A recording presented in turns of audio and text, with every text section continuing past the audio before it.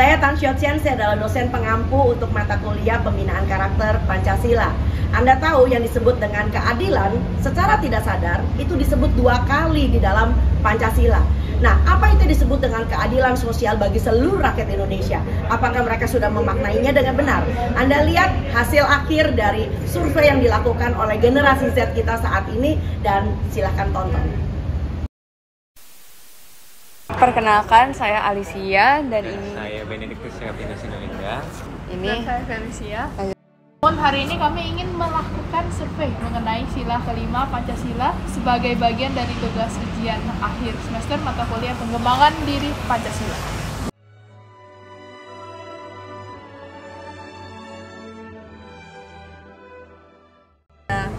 Bagi kamu adil, bagi aku adil, tapi bisa aja menurut aturan itu gak adil.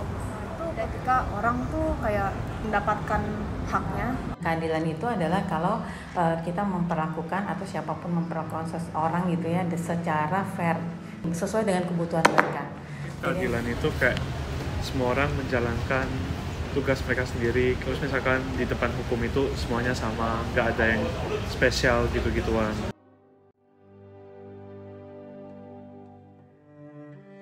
Semua orang dapat hal yang sama, kewajiban yang sama, hak yang sama.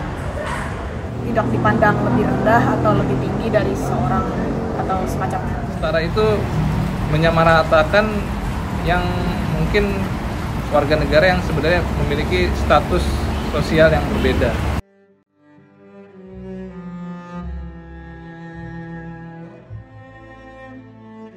Menurut hasil survei, kalau misalkan ini ditargetkan di daerah sini sih, kalau misalkan di situ daerahnya memang banyak yang kena stunting, ya oke aja, karena setahu aku dari hierarchy of needs itu dia kebutuhan mendasar paling utama itu survival gitu. Sedangkan kalau misalkan orang-orang nggak dapat apa yang mereka butuhkan untuk sekedar survive aja, mereka mau kayak mana dari aspek-aspek yang lain ke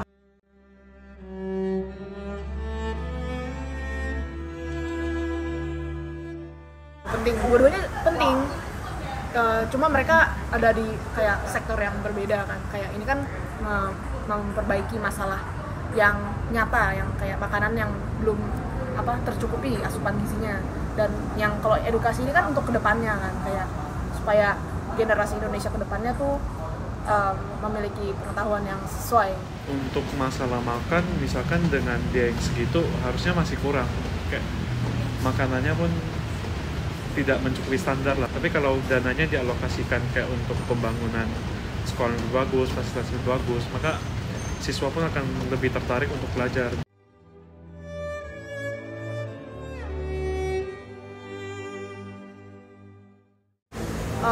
Sebenarnya balik lagi tergantung anggaran kita ya. Setahu saya anggaran yang untuk program makanan bergizi yang gratis ini itu udah cukup memakan banyak anggaran pemerintah ya.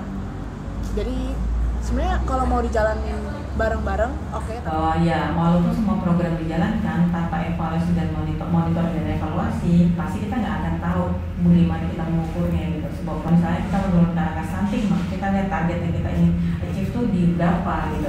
Harus continue kan kalau kita mau memperbaiki isi. Nah itu program itu akan stabil dan konsisten yang diberikan gitu. Termasuk juga pendidikan guru, kita bikin perbaikan sekolah, oke. Nah tapi perbaikan sekolah itu benar nggak setelah diperbaiki gedungnya bagus terus apa? Ini juga harus terus dilatih gitu, dan terus dia dimonitoring dan diperhatikan benar nggak dia tuh ada improvement dari diri dia gitu. Wah, ternyata konsep keadilan itu luas sekali ya. Dari wawancara tadi kita belajar bahwa keadilan bukan sekedar memberi secara mata, tetapi memenuhi kebutuhan sesuai situasi. Keadilan juga harus mempertimbangkan latar belakang seperti kondisi ekonomi atau akses. Jadi, keadilan itu soal proses yang bijak, bukan hanya hasil, dan tantangannya ada pada penerapannya. Terutama saat memilih antara program makan bergizi gratis atau perbaikan pendidikan di daerah 3T. Keduanya sama-sama penting dan saling melengkapi. Namun, keberhasilan hanya dapat dicapai melalui perencanaan yang matang, disertai monitoring dan evaluasi yang berkelanjutan. Prinsip sila kelima Pancasila mengajarkan kita untuk bijak memahami kebutuhan masyarakat dan memberikan solusi terbaik sesuai kondisi mereka.